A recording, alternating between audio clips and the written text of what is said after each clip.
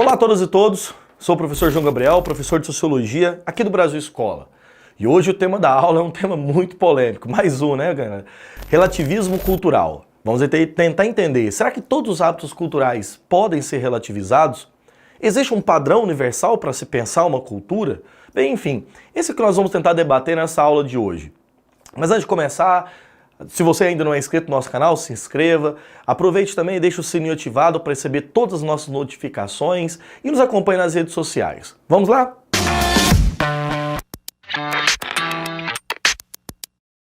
Bom, galera, então o tema é sobre relativismo cultural. Esse tema é um tema muito polêmico, é um tema que envolveria, no mínimo, aqui duas áreas bem distintas para se discutir.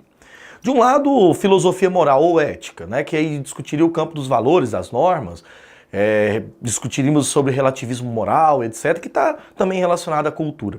Mas especificamente aqui, vou ficar mais atento à discussão a respeito do campo da antropologia. Vamos tentar entender cultura, né, enquanto uma área que é muito rica e muito cara à antropologia, e entender como que funciona essa ideia de relativismo. Vamos tentar diferenciar relativismo de etnocentrismo, é possível relativizar tudo ou não, códigos morais, enfim. Vamos lá então? Primeira coisa importante, desde o final do século XIX, quando a antropologia foi surgindo e se formando, houve sempre um projeto moderno iluminista. Esse projeto de civilização iluminista era pautado por uma espécie de ordenamento universal, sobre princípios e normas que a humanidade deveria seguir para caminhar rumo a esse progresso, a essa sociedade, por exemplo, do futuro. Esse projeto iluminista moderno, tipicamente pensado, né, do século XIX, era baseado na crença da racionalidade, da técnica e principalmente ao padrão universal que a Europa consolidava. O modelo de homem, o modelo de civilização, os hábitos, a cultura, né, que envolvia a Europa seria pautada como um padrão universal. É justamente, né, por esta ideia, por esta norma, que nós tivemos na neocolonização, que nós tivemos, por exemplo, os projetos, né, imperialistas do século XIX, das grandes nações europeias. Lembro muito bem aqui de uma expressão tipicamente, vamos dizer assim, inglesa do final do século XIX, que era a tal do fardo do homem branco, né? Uma ideia de que o homem branco deveria levar civilização aos chamados povos incivilizados. Veja que a antropologia ela já surge nesse cenário completamente etnocêntrico, né? Lembrando que aqui no canal tem uma aula sobre o que é etnocentrismo, lembra? Uma aulinha minha aqui, onde eu fui citar o Giddens, né, e tal, e vocês podem aprofundar sobre esse tema. Quando pensemos a respeito dessa questão, notamos que o início da antropologia, ou melhor, da sociologia também, do final do século XIX, ela foi construída em torno desse projeto de dominação, né? Nós temos uma imposição de valores, né? Existiu esse projeto de construção da antropologia em torno de uma grande missão: padronizar universalmente os hábitos humanos, construir uma espécie de estilo de vida, e isso tudo é etnocentrismo. É interessante porque dentro da antropologia há sempre muito debate, muitos autores, né? Pensadores que rebateram essa proposta, que propuseram o início do que a gente chama de relativismo. Relativizar. Pensar que, na verdade, não existe, não pode existir um padrão ou meramente um parâmetro único universal para se pensar as culturas. Será que aquilo que é civilizado a uma certa sociedade é incivilizado para outras? Essas discussões começaram com um antropólogo norte-americano, um dos autores mais importantes que a gente tem dentro da antropologia, chamado Franz Boas. Franz Boas, esse que aparece na tela para vocês, foi professor de Gilberto Freire. Gilberto Freire, teórico brasileiro, né, autor de Sobrados e Mucambos, Casa Grande e Senzala, sua obra principal, etc. É justamente Franz Boas o primeiro autor a entender que é possível separar raça, aquela discussão biológica que existia no século XIX, de cultura. De que cultura é um produto humano. Se é um produto humano, ele é variável.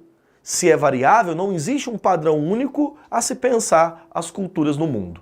Então é Franz Boas o autor que introduz essas primeiras reflexões. Para isso, eu quero pegar um pouquinho da sua paciência agora para duas questões que eu quero mostrar para os senhores aqui, que é, primeiro, como que nós podemos definir relativismo cultural. E segundo, uma citação de Franz Boas que reforça, né, essa definição que nós vamos tentar aqui na aula. Vamos lá? Compreensão de que não existindo normas e valores absolutos, não devemos avaliar o outro a partir de nossos valores e normas, como se esses fossem um padrão a ser copiado. Franz Boas, em 1887, diz: civilização não é algo absoluto, mas é relativa e nossas ideias e concepções são verdadeiras apenas na medida de nossa civilização. Que fique bem claro, nessas duas citações que eu trouxe, eu acho que é possível traçar uma definição de relativismo cultural e já diferenciar de etnocentrismo, que é o que eu acho que nos é importante. Primeiro, quando uma determinada cultura constrói os seus padrões culturais, né, os seus complexos culturais, que é a junção de inúmeros elementos que formam uma cultura, há sempre a tentativa de entender que aquilo é considerado bom, que aquilo é considerado, por exemplo, o padrão correto de agir. Nas formas ocidentais, devemos lembrar que a civilização ocidental ela foi construída e marcada pela dominação, né? Nós sabemos muito bem aí o projeto português, o projeto lusófono de modo geral, né, nas colonizações foi marcado por esse padrão. A sociedade europeia, de um modo mais amplo, marcou o mundo por um certo padrão. E esses padrões tentam sempre separar bárbaro e civilizado. Uma separação dicotômica, simplista e muito violenta, que tenta entender o que é o bom a partir do meu olhar. A tentativa de relativizar essas propostas, que Franz Boas inicia nessa citação, como eu mostrei para vocês aí, lembrando que só é considerado bom aquilo que é partido, né, do olhar da minha própria civilização, é uma tentativa muito ampla de consolidar o que é relativismo. O relativismo, por exemplo, é pensado por esses autores como uma tentativa de maior sensibilidade e mesmo de se colocar na cultura do outro. Tentar ter uma estratégia, né, empática, uma relação de compreender de maneira maior o que é o outro. Não simplesmente aceitar ou fazer o que o outro faz, não é isso, mas é entender que a cultura é formada no tempo. E aí surge uma polêmica. Uma polêmica que na internet aqui está cheio, né, de discussões a respeito do assunto, que é justamente assim: posso então relativizar tudo? Países que mutilam, por exemplo, clitóris de crianças, né, antes dos 14 anos, deve ser aceito? Sociedades, por exemplo, que usam em praça pública, né, de espancamento, né, de chibatadas em mulheres adúlteras, é uma forma então a ser aceita? Não é essa a questão. Os padrões que constituem, por exemplo, as culturas, devem ser pensados nos seus locais, nos seus ambientes, mas nada daquilo que viole a vida humana, nada daquilo que viole, por exemplo, a dignidade do homem.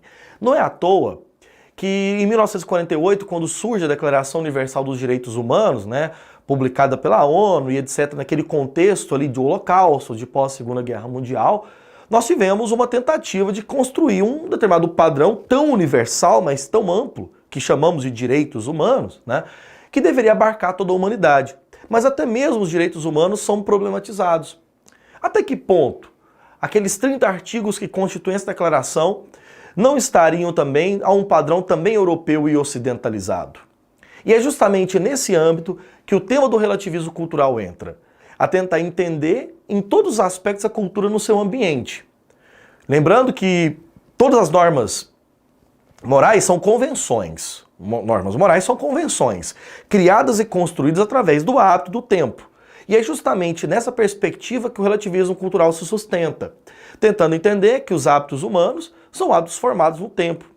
E que é possível, sim, constituir um hábito, uma forma, uma norma, um valor que não infrinja diretamente, por exemplo, massas, coletividades, que a humanidade possa viver, pelo menos harmonicamente, de modo muito melhor do que em outras formas. É nessa discussão que o relativismo cultural tenta aplacar, terminar, acabar, superar o etnocentrismo, que é uma prática, né, de julgar a cultura do outro a partir do meu olhar. Então os autores do relativismo, tanto os mais radicais como os menos radicais, e eu colocaria Franz Boas como menos radical, por exemplo, pensaria assim: cultura é algo dinâmico, formado no tempo e no espaço. Então é possível relativizar, pensar por que uma determinada cultura age de tal forma e a outra cultura de outra maneira. E é justamente assim uma tentativa de compreender as culturas, né, de modo pelo menos mais pacífico ou pelo menos mais respeitável. É isso aí, pessoal, nossa aula sobre relativismo cultural. Se você gostou, um likezinho aqui pra mim e um comentário generoso. Não se esqueça de acompanhar também esse tema aqui nos links que estão na descrição do nosso vídeo, tá? E aqui vocês podem entrar em inúmeras questões e principalmente estudar sobre o que é relativismo cultural. Eu aguardo você na nossa próxima aula e um grande abraço.